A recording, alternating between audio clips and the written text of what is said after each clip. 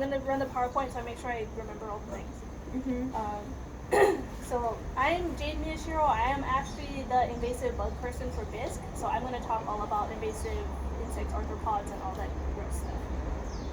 So the first one, I'm actually gonna talk about fire ants really quickly. They're originally from South America, made it to Florida, and then Florida shared it with us. What happened was there was a palm nursery. They bought a bunch of palms from Florida and then they sold it. That's what nurseries do. And then from just that one initial crop and sale, it had spread all over pretty much the east side of the island. So instantly, kind of beyond eradication, because it's now they're in 10 different locations. They're arboreal, meaning they like to live up in the trees. They don't make those crazy mounds like some places on the mainland. They don't do that. They like little nooks and crannies. They like pre-made homes. So that's why you'll find the entire colony under a rock or under a piece of moss or something like that. And the kind of cool but scary thing they do is they form super colonies. So if you do end up finding a nest, you may notice there's multiple queens in it, like the larger sized ants. And that's fine with them. It's not like bees where they have a singular queen. They have multiple queens. And then you'll have multiple nests that'll all kind of work together and integrate with each other. They kind of all recognize each other as the same family. So if I had accidentally picked up a worker from here, drove over to Kona, it jumped off, and it found a nest there, it would just move in. And they would accept, the colony would accept that worker because they're all the same species. So they don't tend to fight amongst each other. So that's why the population just kind of explodes. And they do like to travel in our stuff, meaning it's if I pick up a potted plant and I take it somewhere else, the colony was hiding in that potted plant, now you have a new infestation. But because they've been here long enough, it's not just agricultural products they're spreading in. We've heard it moving around in construction material and stuff like that. There was an old busted car, so it was just sitting on an infested lot for a long time. It got fixed, it got sold, and because it was stationary for so long, the ants moved in. So we've been telling people anything that sits and doesn't move for an extended period of time, there's a chance there might be fire ants in it. If of course that property is surrounded by fire ants, and it's it would be weeks and months of it not moving. So if you go to somebody's house, I've heard this before, you go to somebody's house and they don't want to park their car there because they have really bad fire ants. A day is not enough for the ants to get onto the car and then go home with you.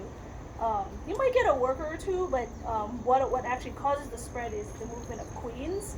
So if your car is only parked there for a couple hours, the queen's not going to be like, hey, this hot car is a perfect place for my new house. So she's not interested in it.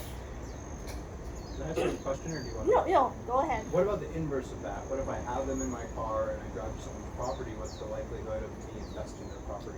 Ooh. If you're regularly using your car, you probably won't have queens in your car. Okay. Yeah, it has to be stationary, not moving, for her to even consider this is going to be my new house.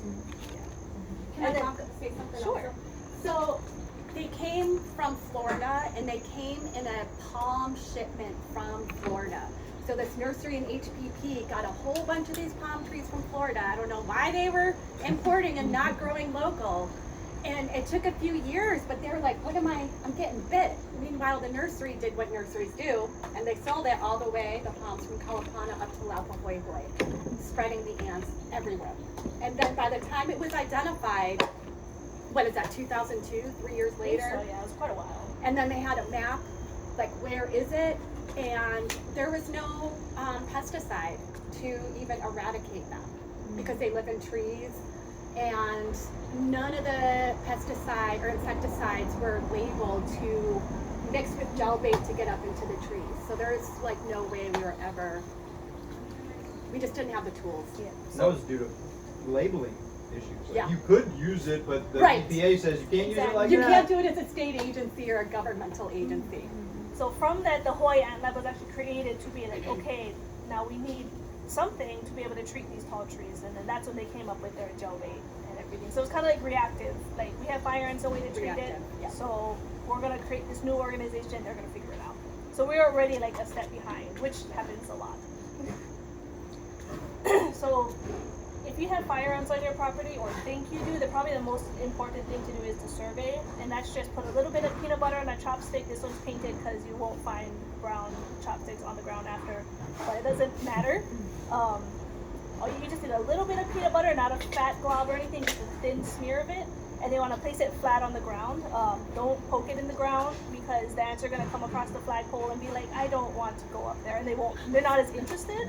Versus if you lay it flat, then they'll come across something in their way and they'll go around it. And they'll be like, oh, look, food. So they don't necessarily smell. So it's not going to be like you put the stick down and they'll come from across the yard because they smell the peanut butter. They actually send out hundreds and thousands of workers to kind of blindly wander around until they come across their food, water, whatever they're looking for. So you would want to put like a number of chopsticks around, and you want to put it in places they're already interested in, so there's kind of shady moisture, and places that you're concerned of. So of course, like your house, you can put it on your house. If you have trash cans outside, if you have a place like where your dog sleeps or something like that, or if you have a bunch of plants, you're like, I want to keep my plants ant free. You can put chopsticks in there. On the perimeter of your property, to be like, okay, who else has ants? Where are they coming from? Like if you did initially have it. Because they could easily just walk across from somebody else's property. So this is just to kind of get an idea of what the population looks like on your property, or if you have been treating, like how is the insecticide working? Is it working well? Do I need to change it, or like troubleshoot, stuff like that? So it's really easy. Just put a little bit of peanut butter. No natural organic peanut butter, no fancy other nut butters, just whatever cheapest, most generic peanut butter you can find is the best. I think we actually tried organic peanut butter and they don't like it. They actually don't even come to it. So give them the cheapest stuff. So you wait half an hour to 1 hour, so just leave the sticks out and go do something else, come back later and just collect it. And so you can kind of see like on that chopstick, it's just covered with fire ants. If you're not sure if it is fire ants, because some people are like, oh, okay, I know what it is. Like I have it, I know it's there. But like say you've been treating and you're like, I haven't bitten in a long time or stung in a long time, I'm not sure. You can always freeze that sample overnight and send it to us. And then I can identify it. Because there's a lot of look-alike tiny orange stinging ants. And it's literally like me with a microscope counting like how many knobs there are on the antenna to be like, yep, it's a fire ant. So it's almost impossible to be like looking at it with the naked eye. So treatment, I'm assuming like Lower Puna, lots of people, if not everyone, has fire ants. The most important thing is you want to treat every 4 to 6 weeks with a bait. That's the most important thing. If you treat a couple months, fall off, the population just comes back. So timing is probably the most important thing compared to what product am I using. The timing is probably the most important. So there's multiple types of bait. So the first one I'm going to talk about is Tango, which is the one you mix into the gel bait. We do have a mixing video and more instructions on our website. Kind of like one of those, we made like a short 1 minute, like almost like a cooking video of how to mix it. It's really easy. It's pretty much throw everything in like separate containers, mix it up and pour it in together. The worst part is probably cleaning and washing dishes because not everything's covered in sticky oily glue. But mixing and application is easy. Tango itself is, we call it an insect growth regulator, but what it is, it's really birth control for the queen. You feed it to her and she's unable to lay eggs anymore. Or maybe she'll lay a couple eggs versus 100 eggs. So it does take a while to notice an effect with Tango. You have to treat for a couple months before you even notice a difference in the population, because all the current alive workers have to die before, and there's no one new to take their place. So that can take 3 or 4 months. The other thing about Tango is once you mix it into that gooey gel bait, it's only good for about 24 hours. So you have to like mix it and use it right away. You can't like mix up like 3 months supply and hold it on the side. So you have to do it every single time. All by itself in the container has a long shelf life, so before you mix it, the only problem is it's really, really expensive. Right now it shot up like a few $100s in like the last couple years. It's crazy. So I don't like recommend it unless you really need it, or unless you have a large group that can split the price. Because I want to say the big jug is like $900. It is $900. Yeah, it's a single person can't afford that. What it's best for is tall fruit trees, like coconut trees. You have the avocado you never trim, so it's like 30, 40 feet tall. That's what Tango is the best for.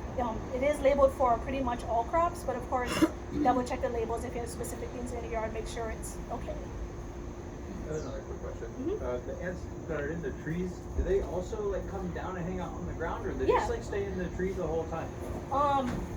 Some like you can kind of have a whole ecosystem up in the coconut tree, so maybe they may stay up there, but I would assume they need to come down to get water and other things. Okay. And also, they'll get to a point where it's like, it's kind of crowded up here, and some of you need to like move out. Yeah.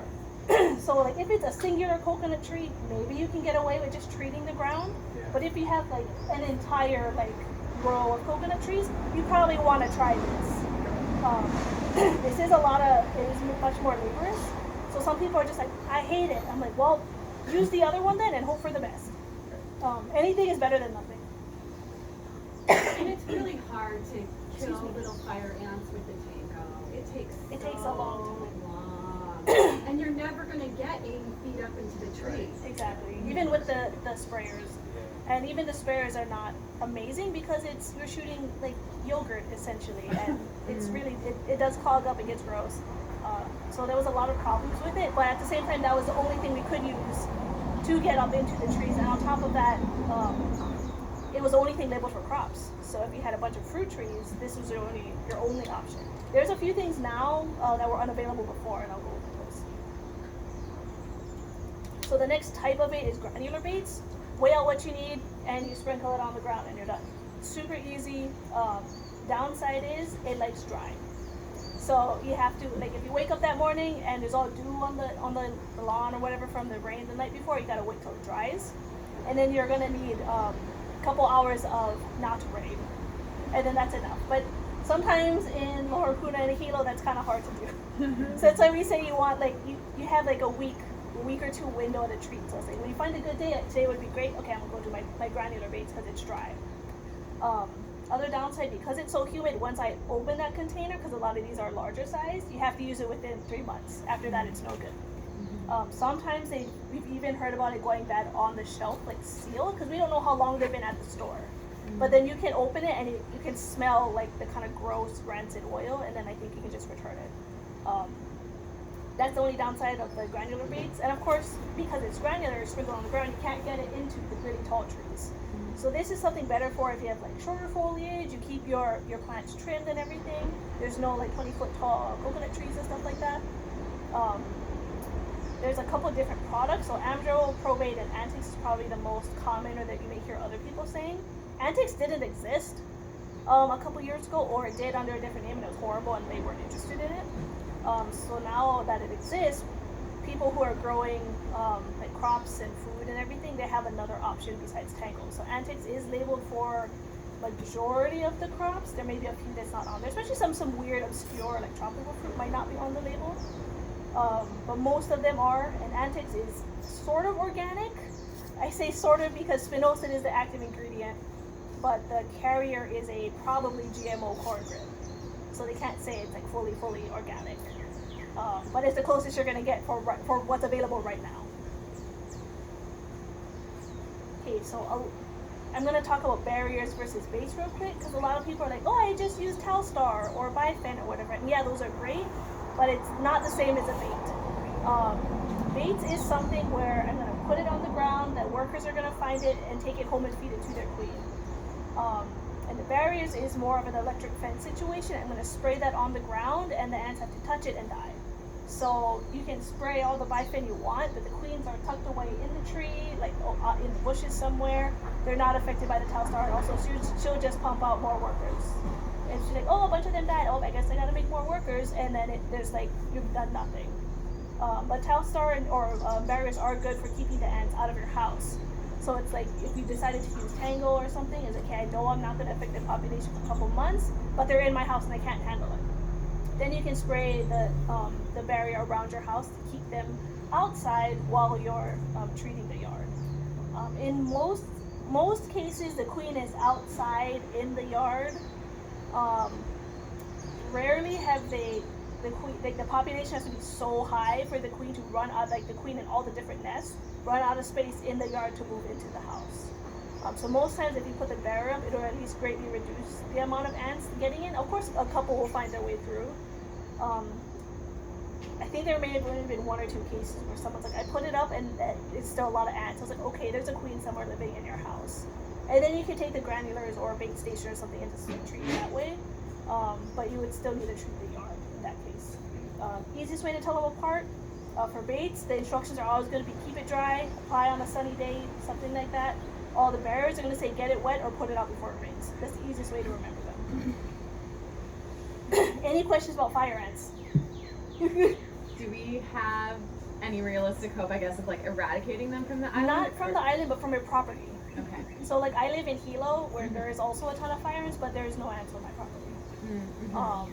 Maybe a little on the perimeter because my neighbor might not be treating, Mm-hmm. but I'm not concerned about wandering around my yard and getting stung by fire ants. So it's of course, like if you can get your neighbors to treat also like larger swaths, and maybe you'll be lucky and be the one in the center, and so you have people around you treating, then you would have no ants.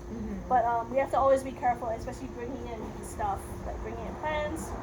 If you're building a structure on your house, the construction material coming in. Most of the construction guys seem to kind of know what's up now, but just in case you can check. And that's when you can do the thing with the peanut butter. So what you can actually do is like a flat surface like this. You can spray the barrier on the flat surface, and that'll be your quarantine zone. So I bought a new thing. It's gonna go into the quarantine zone first. So if there is ants in it and a queen in it, she can't escape. She'll touch the barrier and she'll die. Then you can check it with a peanut butter stick. Wait an hour. Come back. Oh, there's nothing on the stick. Then you can move it out. Put it wherever you want. If your peanut butter stick comes out positive, you can like treat it on the spot. Like keep it in the barrier so she can't come out or return it, or whatever your decision is. Is there any concern with pesticide contamination in the water? A lot of these, they break down really, really fast. Yeah, that's why like the baits only last like 3 months, because if not, it's kind of just slowly degrading as it's sitting. And then even with the tango, like after the initial 24 hours, it's all broken down and there's like nothing in it anymore. But with the tango, you have to be careful around water. Right. So you don't want all of these. You don't want to spray it directly into water. Like if you live along the ocean front or something, you have to treat like find a high water line and like treat like above it, yeah. Or if you have a fish pond or something, don't treat alongside the fish pond. So we've noticed where people like, or if someone has like a river going back in their backyard or something, they notice they've gotten rid of all the ants on the rest of the property, but as you get closer to the river, there's a bunch of ants. Like that makes sense because we can't apply the pesticides so close to the water. Any other questions before I go to the next one? Yeah, there's a whole webinar and whatever on our website too. And there's probably videos and stuff in those ones. So I'm going to talk about the Queens and Longhorn beetle. I'll actually pass this around for now. There you go. So Queens and Longhorn beetle is this one on the bottom with the really, really, really long antennas. I put a couple other Longhorn beetles just to be like this is the lookalikes. So the only thing that to me looks similar would be the kind of roachy looking one. That's actually the Koa Longhorn beetle and it's a native. Everything else is smaller. Don't look at these. So these things are pretty big. The size does vary a little bit depending on like what it grew up in. What? I love your bullet points, Jay. Oh. Oh yeah. I'll get some. If you poke, it, of course that one's dead. But if you have a live one, you're trying to capture it, whatever, you poke it, it makes a really scary hissing sound. And none of the others do that. Wow. I've like never I- So seen you can these. tell the difference between the Queensland and the Koa? There's a couple other things. It's if you like, we can just keep that rotating if you want to look at it. Oh again. yeah. The Queens and Longhorn beetle is like only brown. There's no markings on it, whatever, and it's kind of velvety looking. Like it looks soft if you ever wanted to pet it. And then versus the Koa Longhorn beetle, it's kind of more veiny, leathery looking. So it looks more like a roach, like how the roach wings look. So that's the main difference. If you look really close, you can't really see it in the picture because it lined up its legs perfectly. The thorax or like that middle portion, like the neck, it has 2 really long spines coming off of it, and the Koa one does not. All the other littler longhorn beetles, they have markings and speckles and stripes and all kinds of stuff, so they're pretty, versus the Queensland longhorn beetle is brown. Just brown. Longhorn beetle is just kind of a name for this type of beetle with giant antennas. So it could be like the body's this big and the antennas are this big, it's a longhorn beetle. It was originally found in Puna in 2019. When they discovered it, they were like, okay, they had to ID it. They're like, okay, it's this Queensland one from Australia. You look it up, like we looked it up too, and someone brought it in. The only thing we could find on the internet was a Wikipedia page saying it's from Australia. Literally, like maybe it had 2 sentences on it, and we're like, wow, there is nothing on this beetle. No one knows anything about it. Something larger and scarier must be eating it in Australia because it doesn't do anything there. Versus it got here and started eating it. So the as big and scary as it is, doesn't do too much. It's the grubs that are causing all the damage to the trees. So you can kind of see in this picture, on the top part of the picture, there's like sap, kind of gooey sap, and then towards the middle, it looks like a bunch of sawdust. So those are all signs that there's a live larva in this tree and burrowing in it. So the sap is the tree's response to be like, oh my god, something's eating me, maybe I can smother it with my tree blood or whatever. So that's what the sap is. And then sawdust is the kind of the beetle is going along its way, it's munching, it's pooping, whatever, and all that extra wood, like sawdust wood, woody things and poop is getting kicked out by the beetle. So these are the two things you can look for, like on your trees, to be like, what's going on. And on top of that, the tree's probably not happy, like to begin with, because of course, instead of having like a nice tree and like a strong trunk, it's full of holes now because the grub's moving up and down, it's going wherever it wants to, creating these open tunnels. So it's preventing water and nutrients from getting to the parts of the tree.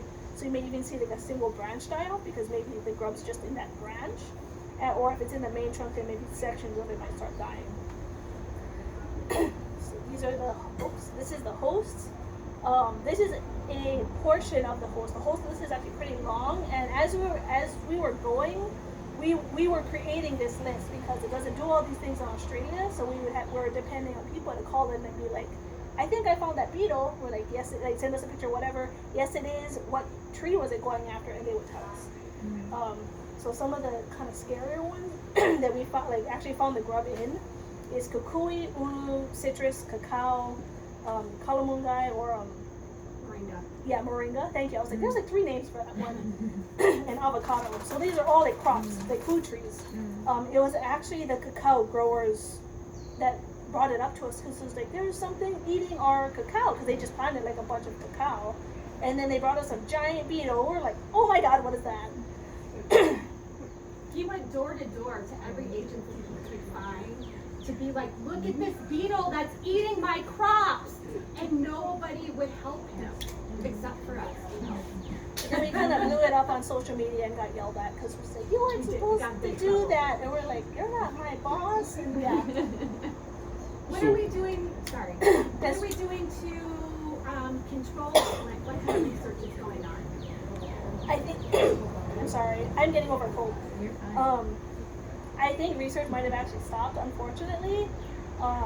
USDA were collecting live samples to study and whatever, figure out like what are they eating, what's the best way to kill them, blah blah blah. But for them to do that, they need to have a stable like lab colony. So make sure like nothing's like the subject ABC all grew up the same versus wild collection, or who knows what happened to it previously. This thing does not like to be in captivity, and they could not get a lab colony. They couldn't rear it from egg to grub to beetle. They couldn't do it. Like, it just did not like it in there. You know what phase of the curve the beetle is on being introduced? Probably established, honestly. That means past the point of solution. Yeah. And there's, we're not sure how it got here. Honestly, we have no idea how it could have got here. It could have been on an infected tree. It could have been on possibly like wooden material, like the beetle laid its eggs on something else and came out of a creek or something. I think that's kind of unlikely because I don't know if the grub could survive in essentially dead wood. But who knows? They couldn't trace how it got here. Unfortunately, because like research has stalled, I'm honestly not sure if they're continuing even because they hit that wall. So right now there's no actual solution for it. What the cacao growers had started doing, because like we also like they were also like, we can't wait for years of research. Like we need to save our trees right now. So especially the organic growers, they were actually going out there with like needles, like crochet needles and all kinds of stuff, and actually like pressing their hands along the bark to find the grub tunnels and manually dig them out, which was working, but so much labor. Some other options, you could also try systemic insecticide. This one you pour on the roots, the tree sucks it up, but then you can't harvest for X amount of months after treating, right? But then it's like, save your tree now and whatever. Like, so this is kind of a difficult one. Yeah, but as far as we know, there's maybe I think one person's still working on it. We haven't talked to her in a while, but she found that the nematodes will actually eat the grub while it's in the tree. So maybe it'll kind of even out. Like hopefully the nematodes just continue to eat it in the environment. But other than that, that's the last we heard from them. Any other questions about QLB? Where is it found on Hawaii Island? I think like Mountain View, Puna, Hilo, starting to get further along the Hamakua coast. And I think that's it. Did I get it right? Yep. So like if you're on like other parts of the island and you find it, we still want to know about it because as far as we know, it's not north side or Puna side. Yeah, so we're still kind of keeping track on it, even if there's no like active research besides the nematode work. Also, even if that does work, I don't think you can actively like introduce nematodes to your farm. I have no idea how that would work. Hopefully. So, part of the reason why we couldn't find any information about the Queensland longhorn beetle, because in its native range, it doesn't really do anything. So it's not problematic anywhere else in the world. It's well behaved. And once it got to Hawaii, now it's like running amok and like hurting our agricultural crops. And just that's how a lot of things are. They're well behaved in other parts of the world, and then they come to Hawaii and just go crazy. And they come damaging. Yeah, so there's a lot of big scary things on Australia, so I'm assuming something else is eating them in Australia and keeping them in check. It's like the least of their things. Right? Exactly. They have worse problems in Australia. Or do they bite? I've been told they do bite, but you have to like grab it and hold it in your hand. Oh, I was at the Revitalize Puna event and this kid said that he caught a cockroach and he kicked it and it hit him like really hard. They are bark And he was in, like, eaters, so excruciating yeah, I mean that's kind of funny. They are bark eaters, so they do have some power, but unless you're actively interacting with them, kicking and putting in your hand, they shouldn't fly up to you and bite you. It's only because you started. Why would you kick it? Why not? He thought it was a roach. I would step on it. But then he was also asking me if he could use fire instead of salt to kill the slugs, and I was like, sure. That they're so moist. Escargot. I guess so. Okay, so rat lungworm. Disclaimer: not a doctor. Not even close to a medical professional. And a lot of the details, and we have a whole bunch of links from actual doctors, researchers on our website. If you're actively working like in a farm or something, or harvesting veggies and stuff like that, we do have like just printouts you can have like from our website. Just have like here's the info from like the hospital to be like all the steps you can take. But I'll go over kind of like the gist of it. So the actual rat lungworm is a nematode that lives inside the snail and rat's lungs specifically. So what'll happen is it's the slug poop actually has eggs in it. So the rat will come along and eat slug poop of all things. So now the eggs are in the rat's stomach, the acid actually kind of wakes up the nematode to be like, hey, I'm in the next phase of our life. You need to wake up. And then I'm assuming it's either it's eggs or like the baby nematode hatches, moves up into the rat's lungs and just lives there. And then of course the rat has all kinds of crap in its lungs, so it coughs and kind of I mixed it up. Anyway, coughs, so now it has the nematode in its mouth and it just swallows it back down. And then it poops it out, like the active nematode. And then the slug comes and eats the rat poop. Rats eat slugs straight up. They just find the slug and they eat it, put it in their mouth and eat it. So the slugs are actually eating the rat poop. And then, so now that they're in the slug, then they mature into adults. And then the rat comes and eats the slugs all over again. So you kind of need both. And we've had rats forever. We've had slugs and snails forever. But it was actually the introduction of this particular slug that kind of is when we saw the spike of like people suffering from the rat lungworm disease. Like around 2006 is when we got the sunny slug. Yeah. So you can kind of, like, the main difference is if you look at it, it's a slug, but it has a hump on its back. Other slugs don't have that. They say like there's that kind of gross yellowy white on its back. It's supposed to be like remnants of a shell it used to have or something like that. So when we got this slug is when the cases started kicking up, because weirdly enough, this slug likes to be in our stuff and around us, versus other slugs and stuff that just kind of live in the garden. And they're relatively fast. We had an unofficial slug race because we were curious. So we put a semi-slug next to common, I think, Cuban slug, and then we just recorded it to see like who was faster. Semi-slug is actually like almost twice the speed of the other one.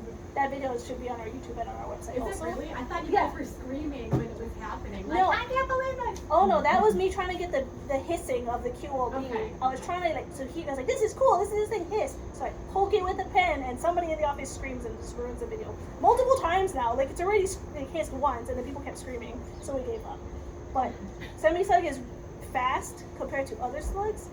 Fast enough where if you leave your beer or your drink or whatever outside, you walk away for whatever, come back, and you may have totally messed the slug up and into your cup or into the can or whatever. Couple of cases, it was found, one of the big cases that happened was they had a kava, so they had that big bowl. At some point, without them realizing, that slug came up and into and was just sitting in the bowl the whole time and they had no idea. They were letting it soak overnight. Oh, that's what it Yeah. was? Okay. And 5 slugs got in there. Yeah. I'm pretty sure everyone who ingested the kava did get it. Because what'll happen is, they're not the brightest, so they're like, cool, look at this liquid, and they'll go in it and they'll drop. And then, so now the nematode is like, oh my god, my host is dead, so they escape the body and they're floating around inside the liquid. So like those guys were drinking the kava, so then they got all the nematode floating in the stuff.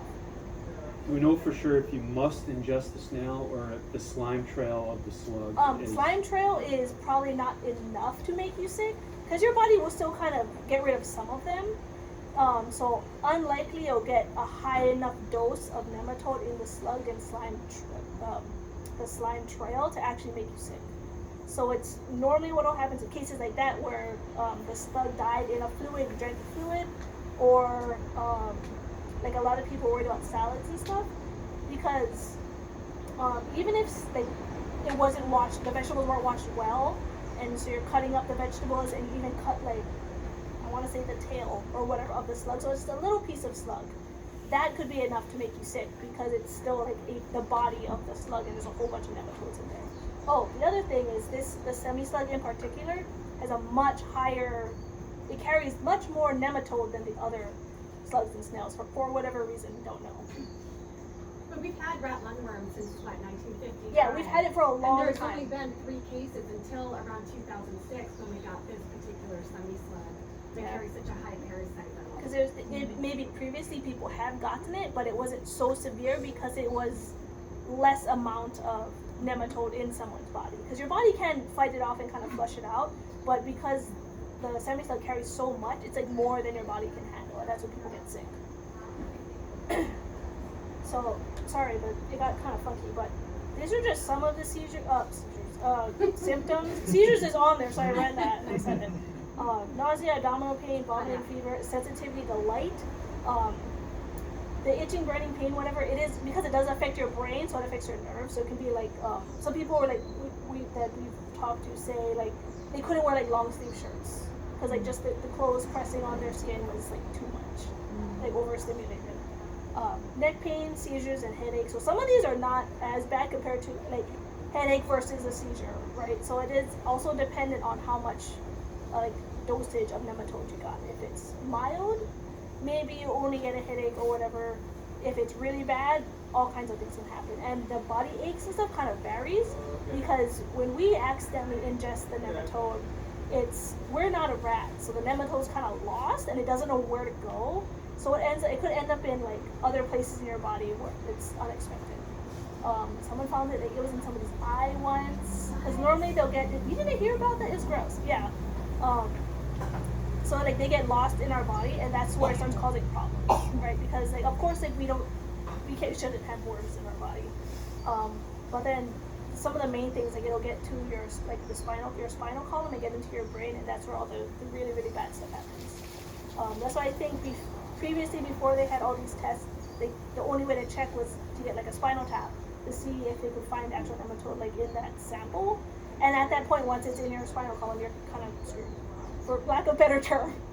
Do you know if it's true that there is not a human medicine for this, and that you can take a vet or steroid to cure yourself? So when they say you know you ingested a slug, like you see it in your food or whatever, within the first 24 hours, if you take pinworm, like over-the-counter pinworm medication, it has to have the active ingredient pyranopamate, something like that. It'll actually, you take that, it actually paralyzes the nematode, and hopefully you just poop it out. So you're paralyzing it so it doesn't get to all kinds of other places in your body. But it has to be within the first 24 hours, which you may not even get symptoms within that time, right? That's like if you see the slug, then you can do this, but you're not gonna. Exactly. So if it's something like obscure, like you're not even sure like where you're gonna come in contact with it, you won't know until you start getting all the crazy symptoms. So it's kind of scary. Like over the counter? Yeah. Like longs, whatever, just basic pinworm medication. Somebody just wrote us from Kauai saying they were eating salad with their family and found some slugs in the salad. The mom and the son both ingested slugs. So I said, go to the doctor. Like seriously, go to the doctor. Oh yeah, that too. Don't just do this and be like, I'm good. Still go to the doctor. And if you have the active, like you see the slug in your food, you can actually catch it and they can test it. But they can't test Kauai because we don't know. Yeah, they will have to send it over here. The Jarvie lab that did all this research is on the Big Island, so you can take it to their lab and they can test the actual slug to see if it actually has the parasite. It probably does, but maybe you'll get lucky. But you still you want to take this right away. Even if say the slug came up negative, it doesn't have like rat lungworm in it. This is not gonna. There's no crazy side effect from just taking this for no reason. Jade, why do they go to our brains and nervous system when in the rats they go to their They're guts? lost. They're lost. So it could go to my big toe. Yep. Okay. And you probably have toe pain and muscle cramps and stuff. I thought they seeked out. I thought they seeked out our nervous system. I guess. I mean, that's probably the easiest place to move around in, right? Okay. I mean, it's weird. We're in accidental holes. We're not supposed to be in there. We're not supposed to get it. They only want to be in slugs and rats. But it's not bad when they're living in our body. It's when they die. It's when we start feeling pain. I think it's part of it. I mean, of course, we don't want active slugs and snails anyway, or nematodes. But when they die, now that thing is rotting, and so I think there's a really cool kind of gross video from it's on Discovery Channel, Monsters Inside Me. It has some really cool footage. God. Yeah, they covered. I think they covered. I think they interviewed Graham. I think in it, the guy who got he was one of the really really bad cases that was first had it. How did Graham get it? Do you remember? I don't recall. My son's friend Phoenix started siphoning water from a catchment tank, and there was a slug in the hose. And he did that. Yeah, so A that's lot of kids get it from drinking. yeah. So we're like, don't do that anymore because slugs like moisture and water hose. Perfect. We have a really gross picture on our website where it's the hose bib and there's 2 slugs shoved in it. So it is really scary. You can reduce your risk of getting rat lungworm. So of course, don't drink from the hose. Don't drink your catchment water. Because some people are like, oh, but I have ABC filter and blah blah blah. Ultraviolet or carbon. Yeah, so those could work. It does kill the nematode, but apparently it makes your water pressure pretty slow. What if you're washing your vegetables with your I think, say you wash your vegetables, I mean, probably not, but if you wash your vegetables and you let it dry fully, it should be okay. Because they need that, I think say if I took that lettuce or whatever and put it out in the sun and it dried, you're good. Because I think the nematode can't survive in dry. I tell people to stop eating vegetables and Franny keeps yelling at me. But you can also cook your vegetables or freeze it. So the only reason I can actually see freezing your vegetables working is if you're making smoothies or something. Because the high heat and cold will kill the nematode also. So, many of you probably know, this section of the island pretty much is exclusively water catchment. We just don't have county lines to so many homes here. so many people do have water catchment. I'm kind of curious a little bit more on like, so it sounds like maybe some of the filtration methods that people typically use like hasn't necessarily been like proven to They fully did kill them. they did a bunch of testing actually on the different filters and whatever. So on our website we have like a whole like printout whatever to be like which ones, but it's like a UV and a really like Low micron. Fine. yeah, thank you. I Yeah. was like the pukas are small, but I Yeah. can't think of the better word.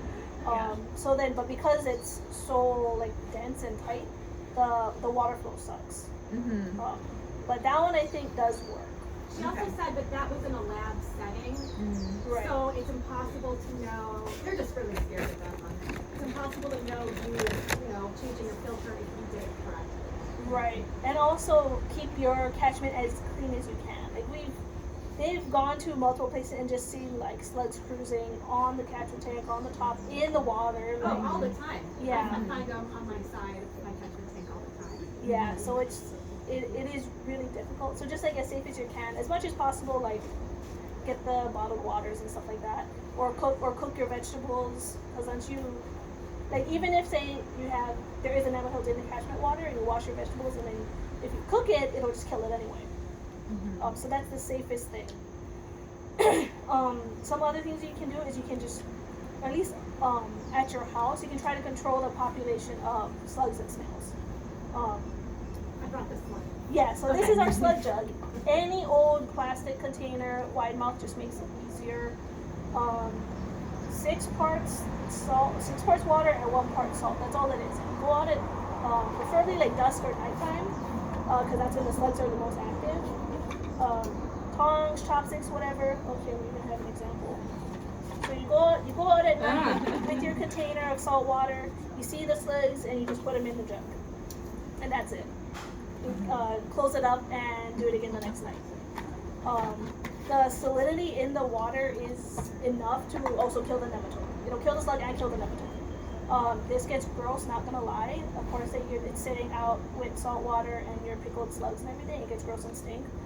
Supposedly you can pour it on weeds and it'll kill the weeds. I just throw the whole thing away because I can't. I was like, I can't open this and pour it out. It's just too gross. But I yeah. know.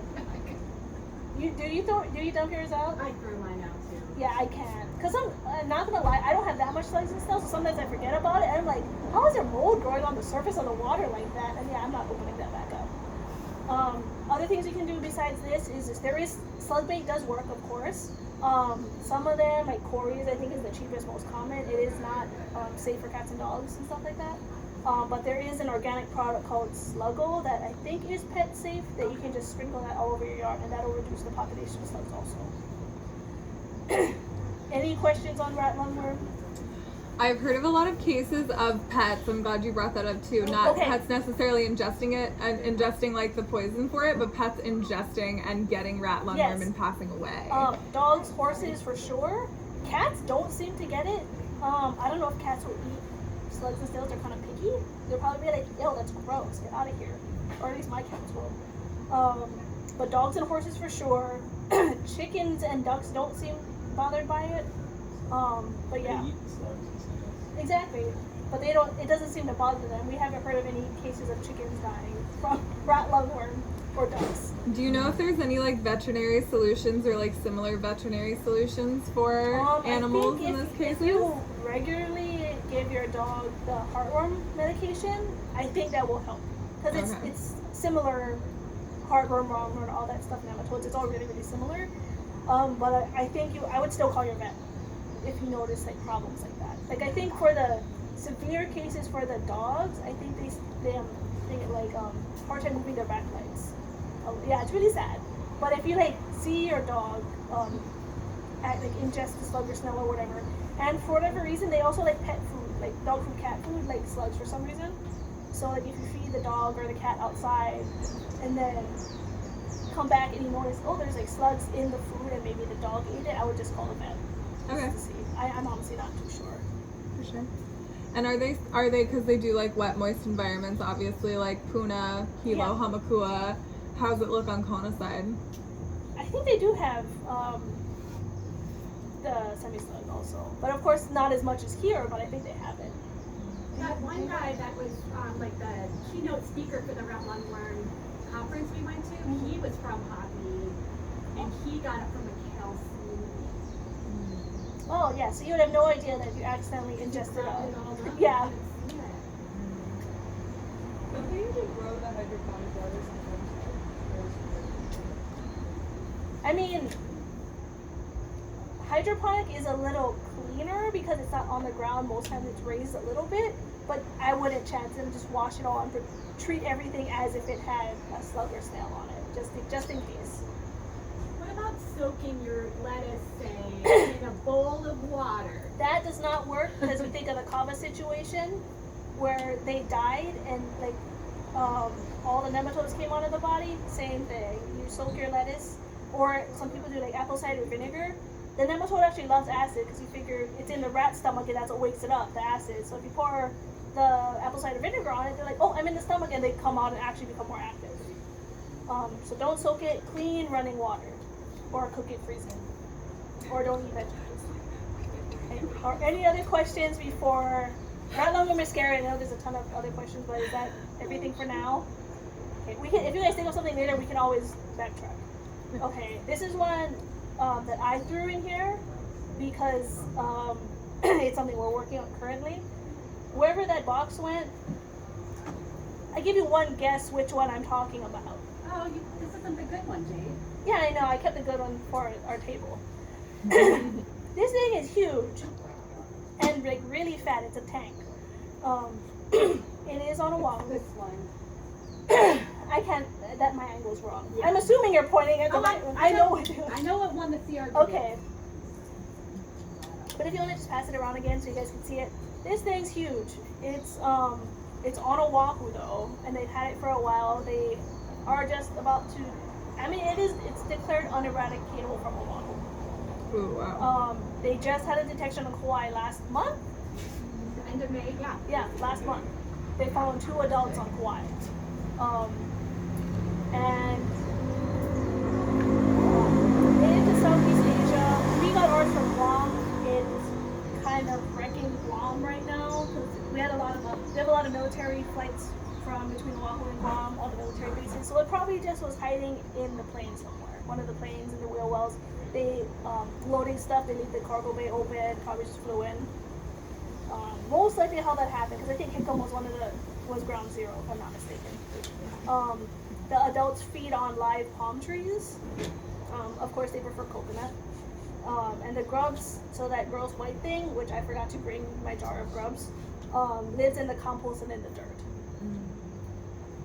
So the adults are about 2 inches long, so nothing relatively close to what we have here, but it does get confused with the oriental flower beetle, which is maybe an inch long, so it's in that container too, but it's brown and it has speckles on it, whereas this is just all black. No speckles, no stripes, no nothing, just all black, and it has some brown fuzz on it, like around the neck area and its butt. Also has a huge horn, like rhinoceros, it has a rhinoceros horn, like nothing else here has that. The grubs is where it gets complicated because the grubs of the coconut rhinoceros beetle and the oriental flower beetle, which we have here and super common, looks almost identical. So that's that white thing. So even the one we have here is white and it has those brown spots along the side looks exactly the same. The easiest way to tell the difference is you want to pick it up and hold it in your hand and watch how it tries to escape. If it flips over on its back, which doesn't make any sense, and wiggles its legs in the air, it's the one we have here and it's fine. If it's the coconut rhinoceros beetle, it turns on its side like that and kind of tries to inch away in a C shape, so like C for coconut. The oriental flower beetle also has a butt crack, but I'm assuming most people won't be able to find that if I ask them over the phone. So that's the main thing, is how it escapes. Other than that, we would. How did they find it in Kauai? It was in a trap. It was in an MPP trap. Yeah, tell. Oh, hello. So we actually have active traps at break. We actually have active traps at the Hilo and Kona Airport and the harbors. We are working. I think we're going to put up some more in some public areas, so you guys might start to see it. These just big plastic panel traps. They're just like about this tall and black, kind of like an elongated birdhouse. If I try to describe it the best I can. It has a pheromone funky smelling thing in it, and that's what will attract it. The beetle will fly into it, hit the panel, fall out of a bucket. So they found the ones on Kauai in those buckets. So I'm not sure how many islands are in this program. You know, all of them. So hopefully, like, and there's someone going out and checking the traps every month, pretty much, to see if it gets here. If we get them, it's going to be at one of the ports of entry. Most likely, or at least somewhere in that area. Yeah. Okay, so that's, I put the picture on the wrong. Oh no, it's separated. So that's the Oriental flower beetle. So let's also, I have it in there. It's one of those. They're all brown. It's the one with the bronze speckling on it. And so you can kind of see this grub was already working on turning over onto its back versus curling up into a C. But you can always send us any weird pictures of bugs or stuff you find. It doesn't have to be any of these. For all we know, it could be something brand new. Just any old weird bug you guys find, feel free to send it to us. Like, take a picture, save it if you can catch it, because it might be like, your picture's blurry, I can't see, and take more pictures.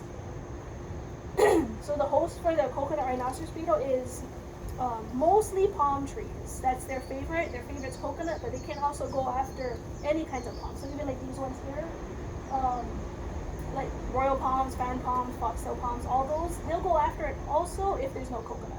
I think their preference would be if there's a coconut tree, they're gonna go after that first. But if there's no palms at all, it's been found going after challah, sugarcane, and like pineapple, I think taro, like random stuff. But that's if there's no coconuts in the area, then they'll start going after these weird things. So this is disclaimer, I stole most of these coconut rhinoceros beetle pics, so I had to make this presentation yesterday. I didn't have time to go get my own. So I stole these from the Oahu guys. So this is from Oahu. This is what the damaged tree looks like. So you can see there's very distinct, like, we call them V-cuts in the fronds.